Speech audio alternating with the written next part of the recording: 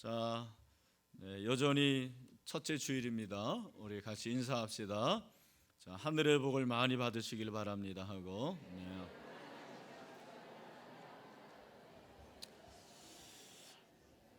네, 감사합니다. 연휴인데 여러분들이 이렇게 또 예배 자리를 지켜주시는 것 얼마나 감사한지 모르겠고, 제가 먼저 이제 가정 예배 세미나를 진행하면서 한 가지 좀 물어보겠습니다. 솔직히 답해 주시길 바랍니다. 우리 가정은 가정 예배를 정기적으로 드리고 있다라고 하는 가정이 있으면 손 들어보세요. 똑바로 들으세요. 똑바로. 두 사람도 괜찮고. 여기 이쪽에 왼쪽에 여기 하나도 없고, 그다음에 여기 한 분, 두 분, 그다음에 이쪽에 여기 세 분, 네 분, 다섯 분. 우리는 정기적이진 않지만 감옥에 콩나도 좀 그래도 예배를 드리고 있다라는 가정 손 들어보세요. 손 내리시길 바랍니다. 그러니까 1년에 한 번이라도 드리는 거니까. 여러분, 이게 실상이에요. 한국 교회가 여러분들 정도면은 신앙에 굉장히 열심히 있는 분들인데, 가정 예배를 드리는 분이 여기에 제가 볼 때는 적어도 한 200명 안 될까? 그런데 다섯 가정만 정기적으로 예배를 드리는 거예요. 물론 그렇다고 그래서 이게 죄를 범하는 것도 아니고, 그리고 잘못됐다고까지는 말할 수 없을 것 같습니다. 그러나 제가 말씀드리는 거는 이게 이제 한국교회 현실이라는 거예요. 현 주소가 중직자들도 예배는 어디서만 드리는 거예요? 교회에서만. 가정에서 예배 드리면 큰일 나는 거예요. 이거는. 그죠? 제가 이제 그 가정 예배에 관한 글을 한번 그 어떤 잡지사에서 부탁을 받아서 이렇게 준비하면서 책을 읽었는데, 우리 개혁교회의 선배들, 그러니까 이제 17세기죠. 17세기, 18세기의 그 개혁교회의 선배들의 가정은 가정 예배를 매일 드렸습니다. 매일 아침 저녁으로 드렸어요. 그것도 2시간씩 드렸습니다. 여러분 놀라지도 않잖아요. 매일 아침 저녁으로 2시간씩 드린 거예요. 제가 그걸 이렇게 읽으면서 생각한 게 뭐냐면, 오늘날 우리 성도들은 예수를 파트타임으로 믿고 있구나. 여러분 파트타임 알죠? 파트타임은 그냥 잠깐 와서 자기 일하고 집에 가는 거예요. 비정규직. 여러분 비정규직으로 예수를 믿는 거죠. 근데 우리 선배들은 풀타임으로 예수를 믿은 거예요. 정규직으로 예수를 믿은 거예요. 그러니까 거기서 루터 같은 사람이 나오는 거예요. 켈빈 같은 사람이 나오는 거예요. 정말 한 나라와 민족과 교회를 움직이고 영향력을 끼칠 수 있는 사람들이 거기 그 가정에서 나온 거예요. 오늘날 예수를 믿은 가정들 가운데서도 자녀들이 빗나가고 교회에 안 나오고 안티 크리스천이 되고, 댓글을 다는데 정말 입에 담지 못할 한국 교회에 대해서 부정적인 얘기를 하는 대부분의 사람들이 중직자 가정의 자녀라는 사실을 아시나요? 목사님의 자녀들, 장로님의 자녀들, 권사님의 자녀들이 그렇게 부정적인 안티 크리스천이 되고 있습니다. 그래서 저는 우리가 예수를 파트타임으로 믿으면 안 된다고 생각해요. 여러분, 예수를 파트타임, 비정규직으로 그렇게 믿으면 되겠습니까? 예배를 그냥 교회에서만 드리는 거고.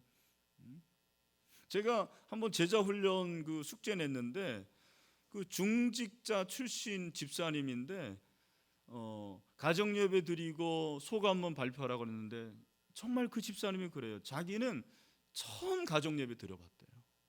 중직자 출신이에요. 부모님이 중직자라니까요. 그런데 한 번도 가정 예배를 드려본 적이 없어요. 깜짝 놀랐어요, 정말. 이야, 이럴 수가 있구나. 이게 신앙의 현실이구나. 몇 해 전에 제자훈련반에서 가정 예배를 드리고 소감 쓰는 숙제를 냈는데 한 분이 이렇게 소감을 썼습니다. 제가 좀 읽어볼게요. 제자훈련 시작하면서 가장 하고 싶었던 것이 가정 예배였는데 4일 비일 미루다가 벌써 몇 달이 흘러버렸다. 가장 부러운 것 중에 하나가 아침에 자연스럽게 온 가족이 모여서 예배드리는 것이다. 아버님 돌아가시고 몇 달은 가정 예배를 드렸지만 그 뒤로 드리지 못하다가 이번에 가정 예배를 드리게 되었다. 어머니와 남편이 예배 드리는 것에 어색했지만 나름대로 은혜가 되었다. 가정 예배 드릴 때 가정에 가장 큰 복이 있다는 사실을 알고 있음에도 불구하고 남편과 어머니 나 셋이서 예배를 드렸다. 찬송가 252장으로 예배를 드렸다. 말씀은 창세기 7장 1절에서 12절 목사님의 주일 설교 말씀으로 우리 가정이 정말 믿음의 방주가 되기를 원한다는 말씀과 선한 한 사람이 끼치는 영향력에 대해서 말씀을 나누었다. 찬송가 492장 잠시 세상에 내가 살면서를 부르려니 남편이 이 찬송은 장례식 때 부르는 찬송이라고 한다. 그러나 그 찬송은 우리 가족이 아버님 장례 때 은혜 받은 찬송이고 우리는 모두 천국의 소망을 두고 살기 때문에 날마다 불러야 된다고 하면서 찬송을 부르는데 눈물이 앞을 가린다. 눈물을 닦아가며 은혜롭게 찬양을 마치고 내가 기도하고 주기도문으로 예배를 마쳤다. 이제 매 주일 저녁 8시에 가정 예배를 드리기로 결정했다. 남편도 그다지 반대하지 않고 기도시키면 도망갈 거야라고 한다. 어린아이 같은 믿음이지만 그래도 조금씩 믿음이 자라나고 있음을 나는 안다. 방주 밖에 있는 영혼을 위하여 온전한 예배를 날마다 드려야 된다는 사명을 다시 깨닫는 기회였다. 그렇게 숙제의 소감을 썼어요. 여러분, 노아의 방주를 우리가 잘 알고 있는데 왜 노아의 홍수가 그렇게 났을까? 물론 세상의 타락인데 그 세상의 타락에 중요한 일조를 한 것이 사실은 하나님을 믿는 자들이었어요. 하나님을 믿는 가정들이 그랬다고요. 한번 성경을 찾아보죠. 창세기 6장 1절로 한번 가봅시다. 성경을 좀 몇 군데 찾을게요.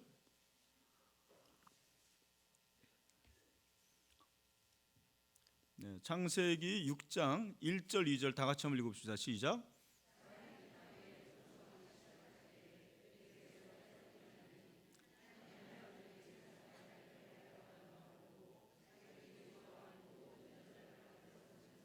네, 여기 보면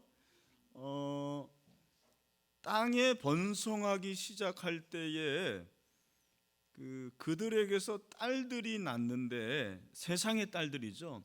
그런데 하나님의 아들들이 사람의 딸들의 아름다움을 보고 자기들이 좋아하는 모든 여자를 아내로 삼았어요. 그러니까 그때나 지금이나 같은 남성은 이쁜 여자를 좋아하는 거예요. 네? 이쁜 여자를 좋아해가지고 딸들의 아름다움을 보고 신앙에 상관없이 그냥 결혼을 막 한 거죠. 그러니까 그렇게 결혼을 했다라는 거는 무슨 말입니까? 부모들이 그 결혼을 허락했다라는 얘기죠. 여러분, 부모들이 그렇게 불신 결혼을 허락했다라는 것은 부모들의 믿음이 없다라는 거잖아요. 뿐만 아니라 이러한 가정들은 가정에 영적인 권위가 세워졌겠습니까? 영적인 권위가 없는 거죠. 여러분, 가정 예배가 왜 중요하냐면 가정 예배가 된다라는 것은 그 가정 예배를 드리는 부모의 권위를 자녀들이 인정을 한다라는 거예요. 여기 죄송합니다만 죄송한 얘기입니다만 여기에 있는 반 이상은 사실 이미 가정 예배를 드릴 기회를 놓친 분들이 많아요. 이미 자녀들이 다 출가를 했고 그 다음에 머리가 크고 한데 가정 예배를 드리기가 어렵죠. 그냥 이제 남편과 아내가 이렇게 모여서 가정 예배를 드릴 수 있게. 사실은 오늘 이 세미나에는 제 생각에는 30대, 40대들이 꼭 와서 좀 들어야 될 세미나인데 드리지 못하는 그런 경우가 있어서 참 아쉽긴 합니다만, 여러분, 그렇게 노아 시대에 불신 결혼이 일반화되고, 그 말은 가정에서의 어떤 예배가, 하나님과의 관계가 다 망가진 거 아니겠습니까? 그러니까 영적인 권위도 사라지게 되고, 영적인 권위가 사라지니까 그 가운데서 세상이 타락하는 거예요. 여러분, 반드시 기억하십시오. 하나님의 사람들이 타락하면 세상이 타락하는 거예요. 하나님의 사람들이 영적으로 바로 서 있어야지 세상이 똑바로 가는 거거든요. 그래서 여러분, 여기 이제 자녀를 둬야 되고, 또 자녀가 이렇게 지금 초등학교, 그래도 초등학교 정도면 가능성이 있어요. 저는 청소년부만 되더라도 아마 지금부터 가정 예배 드리기가 쉽지 않을 거예요. 어렸을 때부터 해야 돼요. 보통 교육은 7살 이전에 하라고 그러잖아요. 그래서 그 아이들로 하여금 부모의 권위 아래 딱 있도록 그렇게 가정 예배를 시작을 해야 되는 거죠. 또 아직 늦지 않았다고 생각합니다. 이미 이제 다 출가를 시킨 그런 경우에는 남편과 아내라도 둘이 모여서 그렇게 예배를 드리는 거죠. 그 긴 시간을 뭘 하면서 보내실 겁니까, 여러분? 예배 드려야 되지 않겠습니까? 손 붙잡고 이렇게 예배를 드려야 되는데, 오늘 이 말씀에 보니 이제 그렇게 인간의 타락으로 인해서 홍수가 나고, 홍수로 인해서 하나님께서 세상을 멸망했지만 그래도 한 가정을 구원해 주시잖아요. 그게 이제 노아의 가정이죠. 여러분, 노아의 가정이 방주에 몇 명이 들어갔죠? 몇 명? 8명이 들어갔습니다. 8명이 들어갔는데 8명이 다 구원을 받았고, 그리고 그들이 이제 방주에서 나와서 제일 먼저 한 일이 오늘 기록이 되어 있는 거예요. 오늘 본문에. 자, 노아가 여호와께 제단을 쌓고 모든 정결한 짐승과 모든 정결한 새 중에서 제물을 취하여 번제로 제단에 드렸다. 여러분, 이 말은 잘 들으십시오. 제사를 드린 건데, 이 제사가 무슨 제사예요? 번제예요. 여기 나와 있잖아요, 성경에. 번제인데, 여기 번제를 드렸다라는 것은 제사를 한 번만 드린 게 아니에요. 번제는 상번제예요. 상번제라는 것은 어떻게 드리죠? 아침에 드리고 저녁에 드리고 계속해서 연기를 하나님 앞에 올려 보내는 거예요. 이게 이제 제사예요. 번제예요. 그러니까 20절 이 말씀이 우리에게 가르쳐 주는 것이 노아가 제사를 계속 드렸다라는 거예요. 상번제를 드렸다라는 거예요. 번제는 하나님이 뭐를 받으세요? 향기를 받으세요. 향기를 하나님께서 받으신 거죠. 그리고 20절 말씀이 우리에게 가르쳐 주는 것은 노아만 들은 게 아니고 누가 들었겠습니까? 노아의 가족들 8명이 함께 하나님 앞에 제사를 드린 거죠. 이게 이제 가정 제사예요. 가정 예배예요. 그러니까 하나님께서 아담과 하와가 타락하고 가죽옷을 입혀주시고, 그리고 아담과 하와가 하나님께 제사했고, 그리고 그 제사법을 가인과 아벨에게 가르쳐 주잖아요. 그런 의미에서 하나님께서는 가정의 예배를, 가정의 제사를 굉장히 좋아하신다는 거 아니에요? 가정 예배의 효시, 가정 예배의 원조는 제 생각에는 이제 바로 아담과 하와고, 그 이후에 가정 예배를 정말 잘 드려서 하나님 앞에 아름답게 드렸고, 하나님이 참 받으신 그 제사가 바로 가정 예배가 노아의 제사잖아요.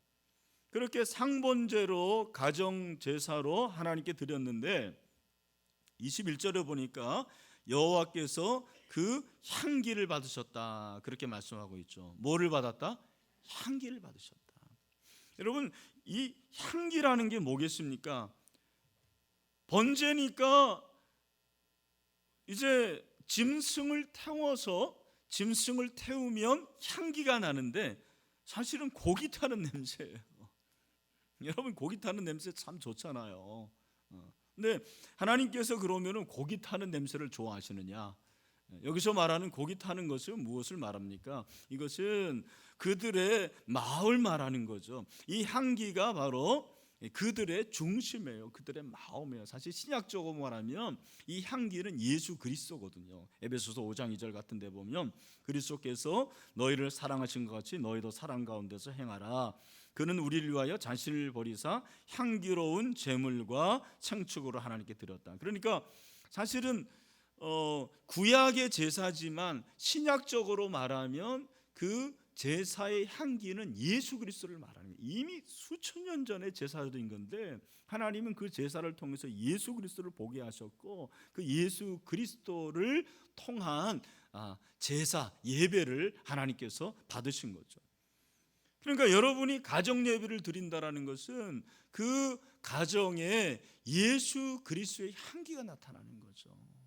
여러분의 가정이 예수 그리스도의 향기가 나타나서 사실 뭐 2명, 3명 드리는 거지만 그 가정이 참 아름다운 가정이 되고 또 그 가정에서 드리는 예배를 하나님께서 받으신다라는 것입니다.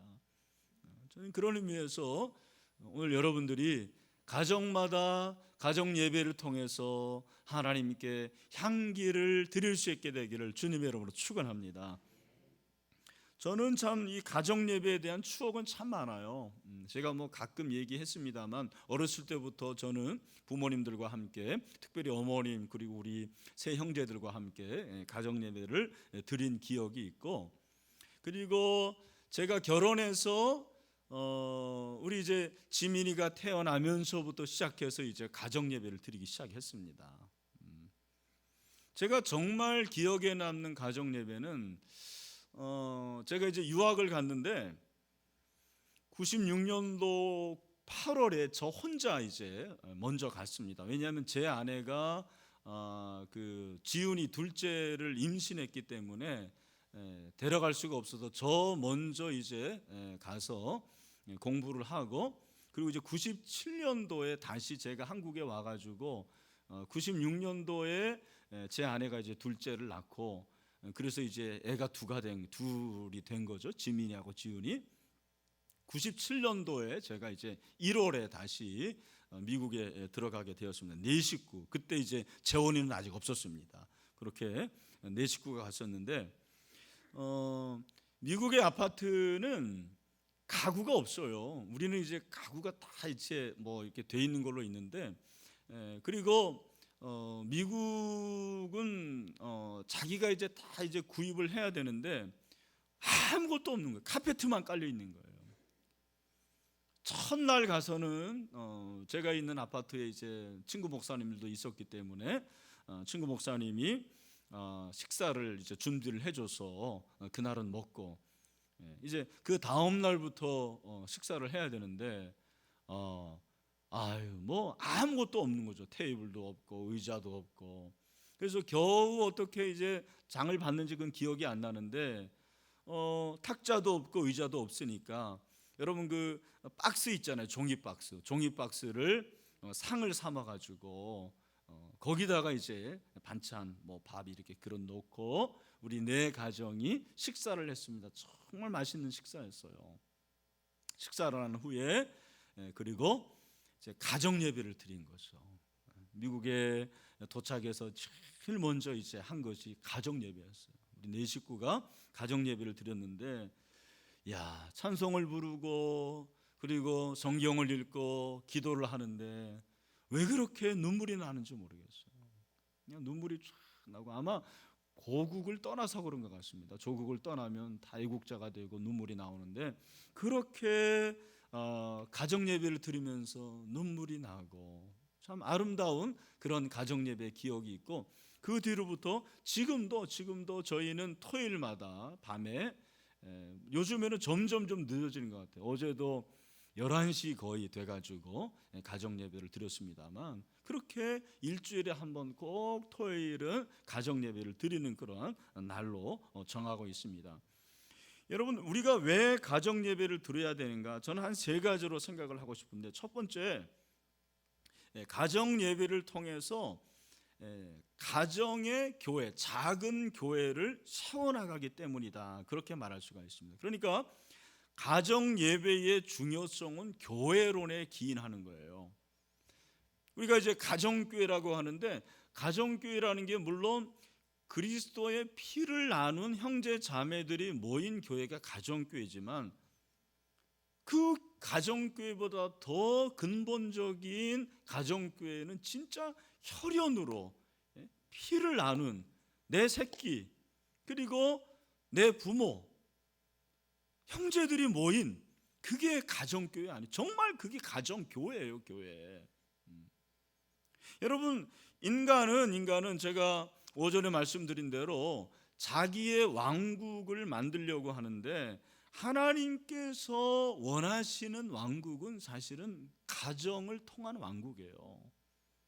구약시대에 유대민족이 하나님의 거룩한 백성이 되고 제사장 나라가 되게 한 거죠. 그래서 신약에도 마찬가지로 우리로 하여금 그렇게 제사장을 만드신 거죠. 그리고 우리로 하여금 거룩한 나라고 그의 소유된 백성이라고 그렇게 말씀을 해주셨어요. 그게 이제 베드로전서 2장 9절이잖아요. 우리 같이 한번 베드로전서 2장 9절 말씀을 읽어보도록 하죠.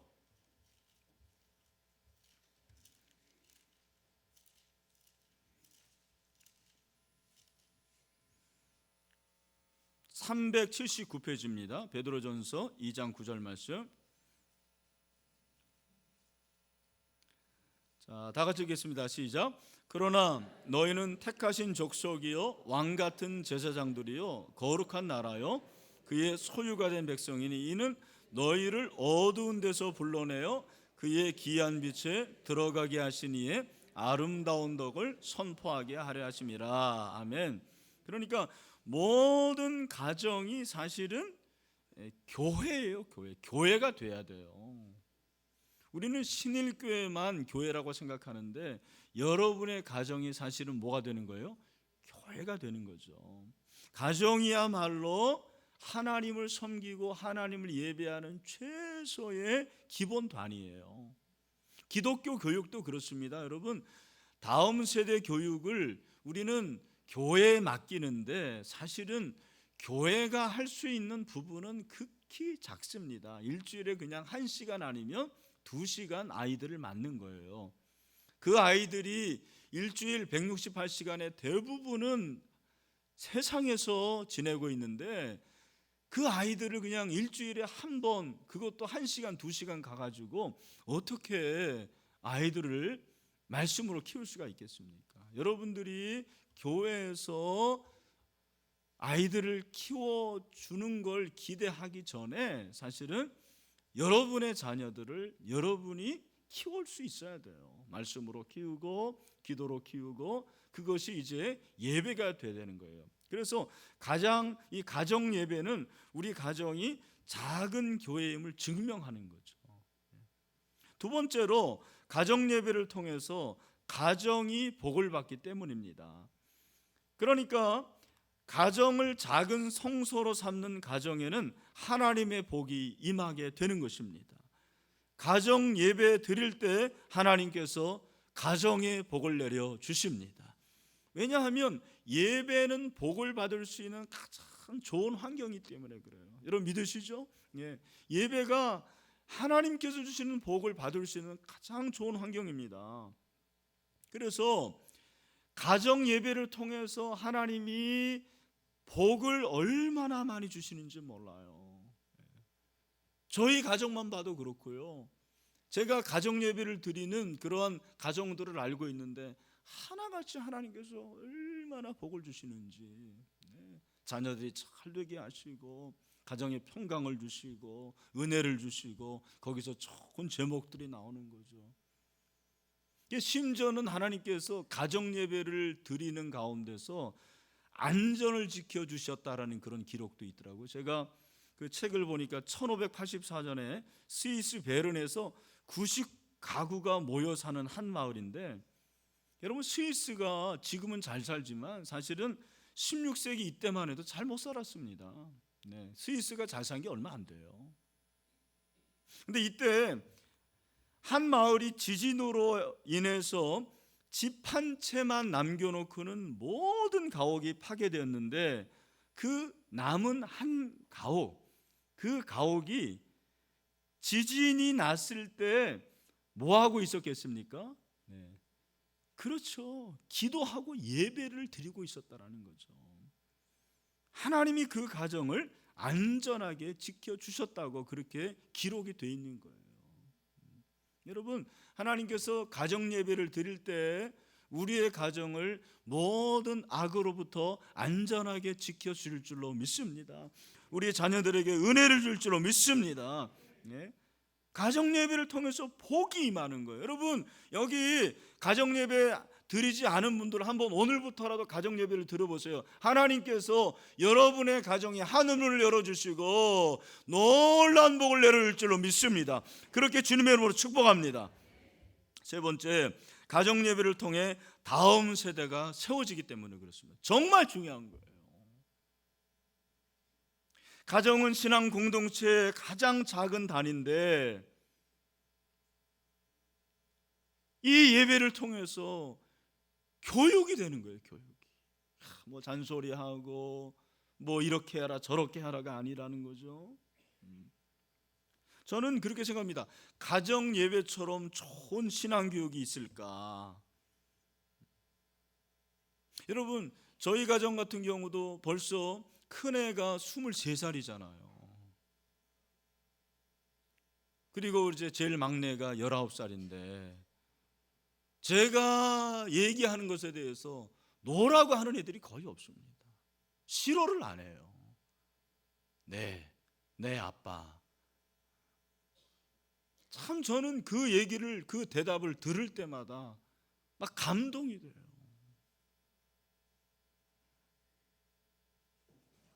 권위에 대한 인정이죠. 그게 권위를 인정하는 거죠. 이게 놀라운 것이라는 것입니다. 가정 예배가 권위를 인정하게 하는 가장 좋은 환경이에요. 왜냐하면 이 포스트 모던은 특징 중에 하나가 뭐냐면 권위를 인정하지 않거든요. 자녀들이 부모의 권위 인정하지 않습니다. 그런데 가정 예배 그 자리에 온다라는 것 자체가 뭐냐면 권위에 대한 인정이에요. 우리 가정 예배 드리자, 네 하고 찬송 성경을 가져오잖아요. 그러면은요 다른 얘기하고 다 듣게 돼 있는 거예요. 절대로 엇나가지 않습니다. 다음 세대를 세울 수 있는 정말 좋은 기독교 교육이 뭐냐? 저는 가정 예배라고 이 연사 외치는 바입니다. 네. 할렐루야. 네.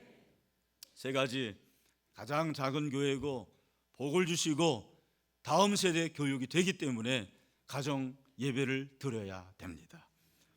그러면 이제 어떻게 가정 예배를 드려야 되는가? 이제 우리 교회가 금년에 가정 예배 드리기 운동을 하는데, 물론 이제 가이드를 홈페이지에 이제 링크를 해가지고 올려 드릴 겁니다. 그리고 이제 다음 주에는 우리 최지훈 목사님이 구체적으로 그 가정 예배지를 어떻게 활용할지에 대해서는 이제 말씀을 드리는 거고, 제가 이제 제 노하우를 가지고 네 가지를 말씀을 드릴 테니까 꼭 이제 가정 예배를 실시하기를 원하는 분들은 메모를 하셨다가 그대로 하시면 되겠습니다.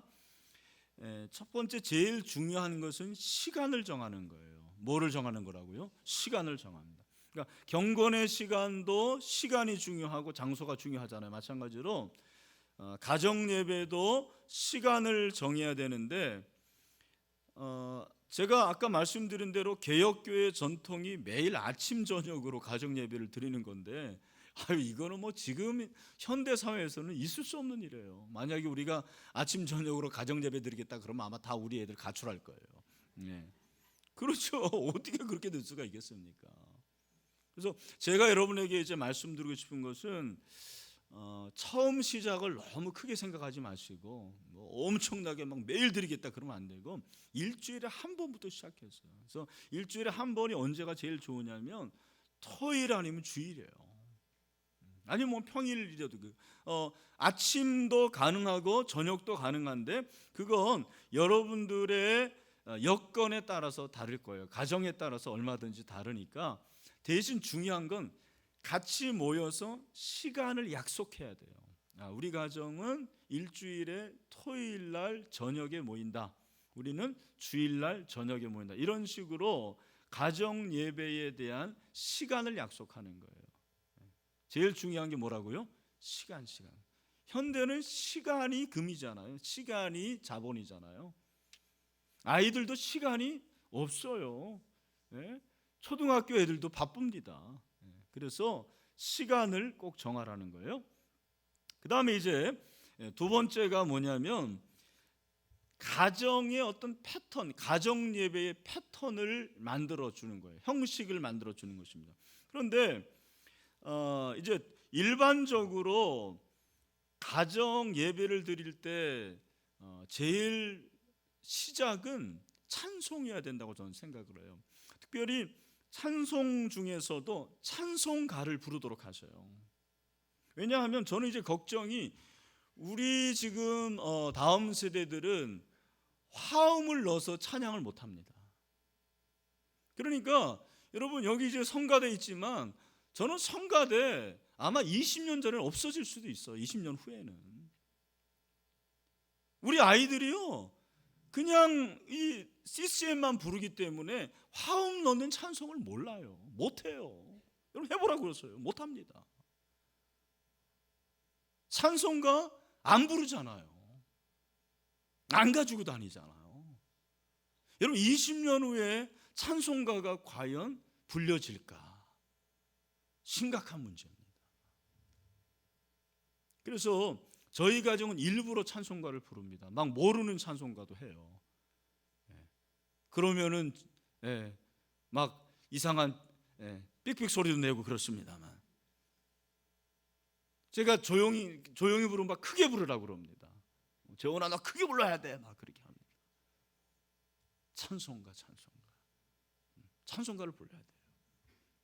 그리고 가족이 함께 기도하는데 이 매튜 헨리 목사님이 가정 예배에서 기도 시 유념해야 될 5가지를 말하는데 첫째로 가장이 하나님의 공급하심을 의지하고 있다는 것을 가족들로 알게 하라는 거예요. 가장이 기도를 많이 해야 돼. 그래서 우리 아버지가 하나님을 의지하고 있구나. 그리고 하나님께서 우리 아버지를 공급해 주시는구나. 이게 느껴져야 되는 거죠, 우리 아이들이. 두 번째는 뭐냐면 가족들로 하여금 하나님께 지은 죄를 자백하게 하라는 거죠. 회개하는 그런 시간도 갖는 거죠. 세 번째는 가족들로 하여금 하나님께서 주신 축복에 대해서 감사하게 하는 것. 그래서 가끔은 너 일주일 동안 감사한 게 뭐였니? 서로 감사의 일기를 나누는 거죠. 그다음에 네 번째, 가정에 필요한 은혜를 구체적으로 간구하는 거죠. 그래서 돌아가면서 기도하고 함께 기도하면 그렇게 은혜를 구하는 거고, 그리고 마지막으로 다른 가정들을 위해서 중보기도하게 하는 거죠. 그러니까 가정 예배를 드리면 자연히 다른 가정을 위해서 기도하게 돼 있어요. 선교사를 위해서 기도하게 돼 있어요. 왜냐하면 그걸 보니까, 그걸 자기가 배우니까 아이들도 자연스럽게 가정 예배를 통해서 중보 기도하는 걸 배우는 거죠. 그리고 세 번째는 가족 모두가 참여하게 하는 거예요. 참 이게 참 재밌습니다. 제가 이제 우리 교회에서 제자 훈련 받고 군인으로서 이제 다른 지방에 그 파견된 우리 최정식 집사하고 김의경 집사, 여러분 아시는 분이 있을 텐데, 그분들이 이제 지방에 내려가고 제가 한 몇 년 후에 신방을 간 적이 있어요. 근데 그 가정이 이제 딸만 둘인데 그 가정이 가정 예배를 그렇게 잘 드려요. 가정 예배 너무 잘 드리는데 네 식구가 다 가정 예배에 자기가 맡은 역할이 있어요. 찬양 인도자도 있고, 그 다음에 예배 인도자도 있고, 기도자도 있고, 심지어는 그 집은요, 주보도 만들더라고요. 가정 예배를 위해서 주보를 만드는 거예요. 그리고 아빠가 퇴근하면 아빠가 안내위원회예요, 가정 예배. 참, 제가 그거 보면서 너무너무 은혜가 되는 거예요.